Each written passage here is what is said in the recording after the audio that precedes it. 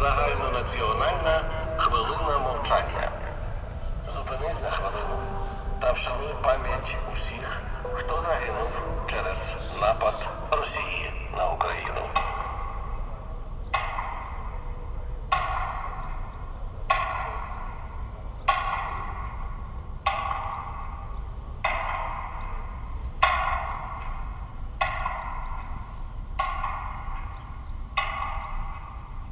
Кроком!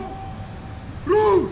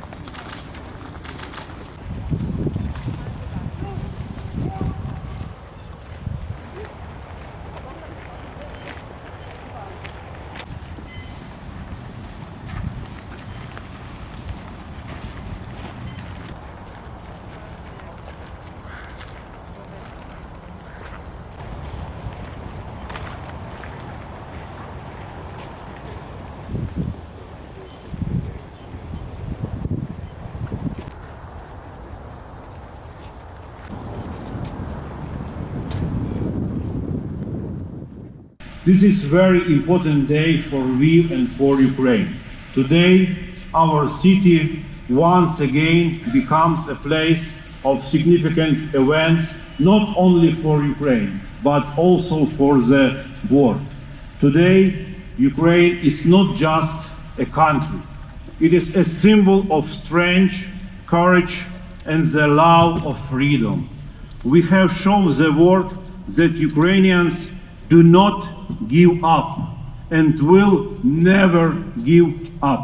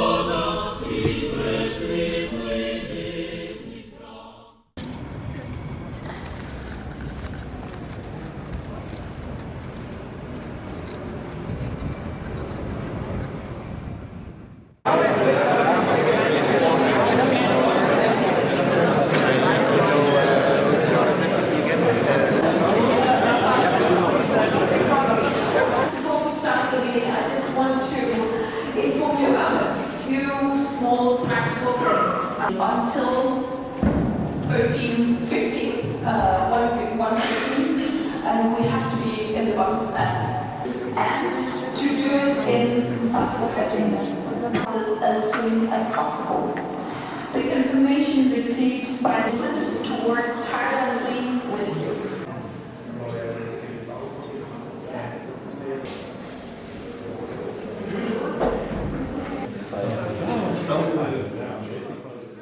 We have had a very fruitful meeting today, and it will continue after this press conference. We've heard a lot of support for Ukraine, and we will continue supporting Ukraine, and therefore it was such a fruitful meeting. It's not every day that Ministers of European Affairs meet in Ukraine for an informal meeting. In fact, I believe this is the very first time, and that's also sent a very, very strong signal that we are here to support Ukraine all the way. I'm also very proud that our last informal minister meeting during the Danish presidency are here in Ukraine. That also sends a strong signal. We continue with our unwavering support for Ukraine. It is a disappointment for many of us that we have not been able to formally open Cluster 1.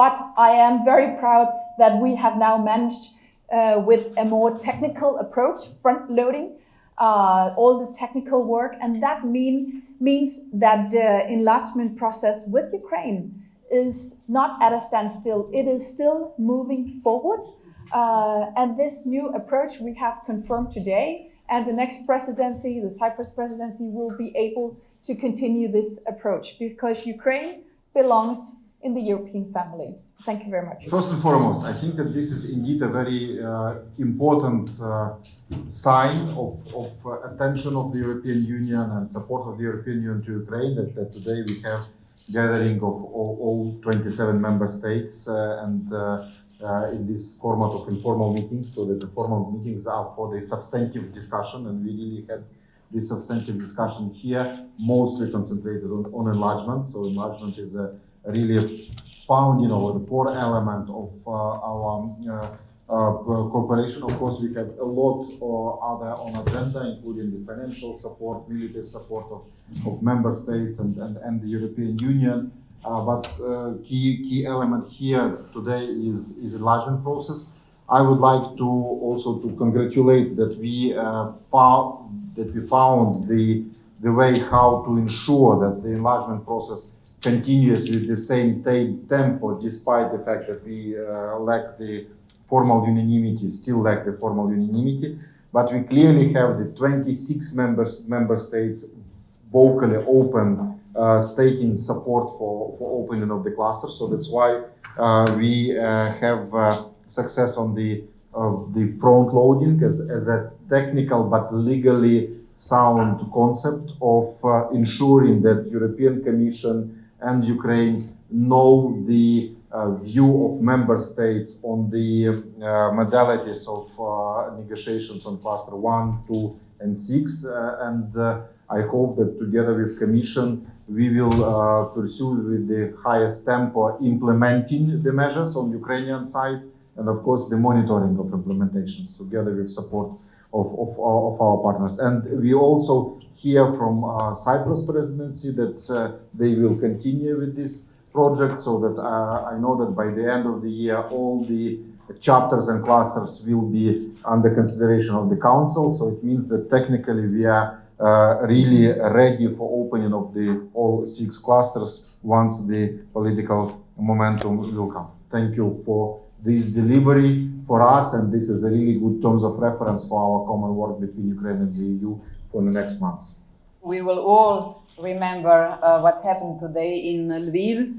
Ukraine's future is clear in the EU, and we see in the European Commission the membership of Ukraine in the EU as a political arm of the European security guarantee for Ukraine. It's the surest way for the prosperous and stable Ukraine, and this will be central to make any peace settlement sustainable. Our top priority is therefore to quickly advance reforms and continue bringing Ukraine's laws in line with the EU requirements. And this alignment is exactly what we have been working on together with Ukraine over the past year. Today, the member states have given clearly the direction, and they have stated, nearly all of them, that this alignment should continue as a part of structures and predictable processes. Member states have provided guidance on which reform objectives they expect Ukraine to achieve in order to move the process forward. This is what we needed. On this basis, both Ukraine and the Commission, which I represent, have to-do list. I'm looking to you, have the to-do list to advance in technical negotiations, meaning we know exactly what needs to be done. This will be in the areas of the rule of law and democratic institutions, the internal market, and external relations. Reforms are at the center of this process, and nobody can veto Ukraine from doing these reforms. The Commission also sees this new phase in the negotiations as the opportunity to pick up speed and intensity. This is why, together with the Ukrainian government, we have yesterday decided on an action plan of 10 reform priorities. They all focus on strengthening the rule of law, fighting corruption, and building the strong accountable democratic institutions in Ukraine, and these institutions Ukraine needs for the future accession process. This is on top of our list of priorities for the coming years. We will not waste any time to advance the EU alignment of Ukraine to build the pillars of future peace and stability, not only for Ukraine and in Ukraine, but in all of Europe. You will see this statement, joint statement between the Deputy Prime Minister, Taras Kashka, and myself. Soon it will be online. And my personal message at the end, I'm stressing many times that I have the best job possible as Commissioner for Enlargement in these times, because this is how myself and my team can operationally help Ukraine becoming a member of the European Union. And this is huge. Thank you. Thank you. We have time for... Ukraine will become a member of the EU and nobody can block it. This is clear that Russia is now a threat to all continent, and you know that Ukraine is defending itself and continent as well, so that we can approach it from the value side or from the actual security. We see what Russia is trying to do all around the continent with airports and the sabotages and etc. So that's why this is our common reply to this threat, that we need to be united, and that's why it is clear that this is like utmost necessity for Ukraine to be together with the European Union. And since we already very advanced on our negotiating process, so we went through screenings, now we have these 3 clusters where we have very clear understanding of the benchmarks, what the to-do list and everything else, so that it means that the debate that might happen between member states, like with Hungary, is only a matter of debate. It's not a matter of vetoing, blocking, or destruction the ideas that, or the tasks that are really vital for all of us, for Ukraine and the European Union. Can I just add to that? I was really positive walking out of this meeting. We knew that there would be very many positive comments and support for the enlargement process and also this front-loading approach. But I have to say that the support we heard in the room today was even higher than I expected. It is very clear that we are 26 member countries that see a future with Ukraine in EU. It is not a matter of if, it is a matter of when. You know, we do roadmaps and action plans for every candidate country, and this is then a clear action plan, what needs to be done, and we are following this thoroughly. So, and now it is clear what is about cluster 1. It is rule of law, it is strengthening the democratic institutions, and this is very important. Regarding it is not a new plan, it is a joint statement of 2 of us, or I would say the European Commission and the government of Ukraine, on 10 points with which we put down the priorities, because it is so much to do in the whole process. It is reform agenda, it is the rule of law roadmap, and so on. So now these are the 10 points, priorities, which Ukrainian government committed to do in the next year. For instance, ensuring expanding the jurisdiction of NABO and SAPO, using the international experts, and so on. So you will, all this will be public and you will be able to see. So these are the priorities. So much is to do, but in the first year, this is what is most important. And roadmaps, Ukraine adopted roadmaps, are they blessed by the EU? They, of course, they are blessed. Yeah, we do this in hand. One more question. Yeah, so that All the time. Oh, sorry.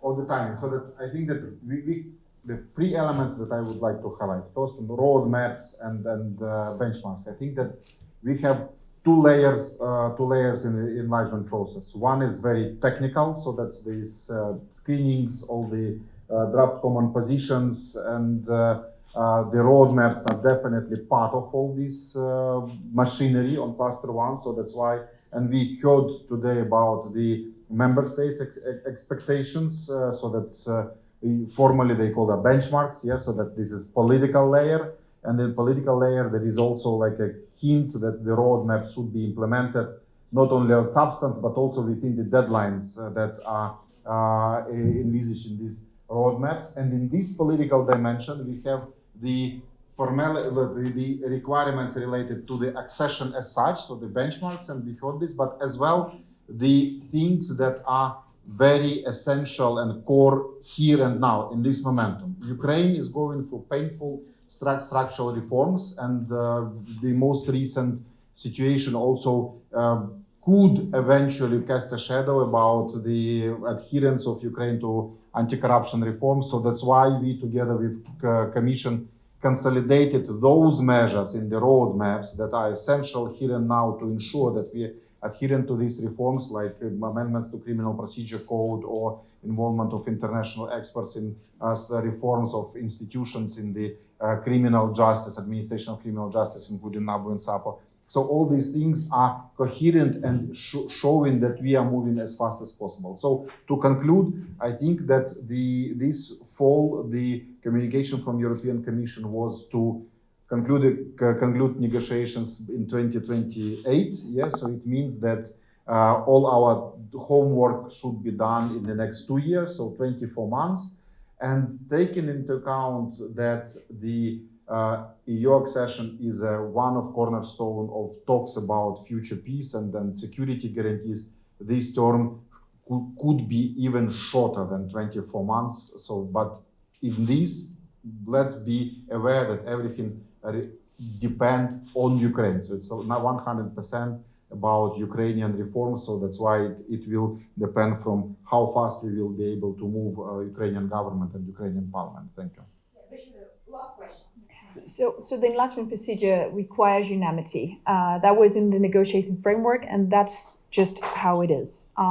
But we believe, and also after the meeting today, there's such a strong pressure, there's such a strong support for Ukraine EU membership that we move on. We find it quite unbelievable that this blockade can continue, because that would be a misuse of the veto right. So that's something we have to find a solution on. And also, Ukrainian EU membership is not just good for Ukraine. This is also about EU. This is about future European stability, security. Ukraine has a lot to offer Europe too. So that's why we are quite firm in our belief that this blockade cannot continue. We are in the constant and permanent dialogue with Hungarian government, and it looks like now we have all dimensions and all the major developments in this area indicates that Hungarian government should change its position. So first and foremost, Hungary always highlight that the Ukrainian accession directly relates to war, and we all see that the accession of Ukraine to the EU is one of the core elements to finding peace in Europe. If Hungary wants peace, that it should support us. Then the idea, as formally expressed by Hungarian government, that instead of accession there should be a strategic partnership. It also requires some substantive process similar to enlargement. That's why Hungary should actually change its stance on opening of negotiations. And last but not least, I think that the only topic that Hungary raises about national minorities, I think that this is clear that Ukraine is doing everything to ensure that Hungarian communities, not only Hungarian but also other national minority communities, have all the opportunities to develop, to maintain their identity. You know that we spend more than 14% of all costs on education in Transcarpathian region on Hungarian schools. We have more than 90 schools with Hungarian language of education. So that's why in substance we support them.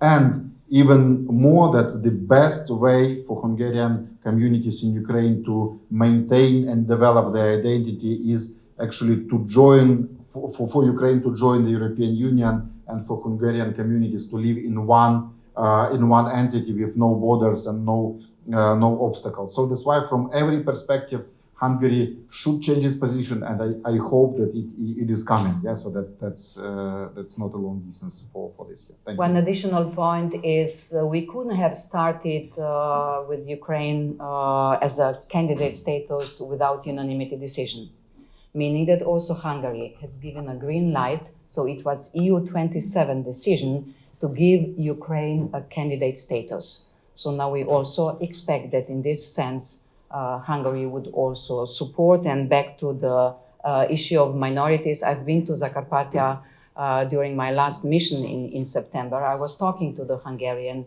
minorities, representative minorities there, and they didn't tell me about the problems which shouldn't be solved during the accession process. This is Article 2 of the European Treaty, protecting the minorities. So, and this is what Ukraine is already doing in the action plan on minorities. So there is nothing which cannot be solved through the accession process. But blocking the process, it's not European.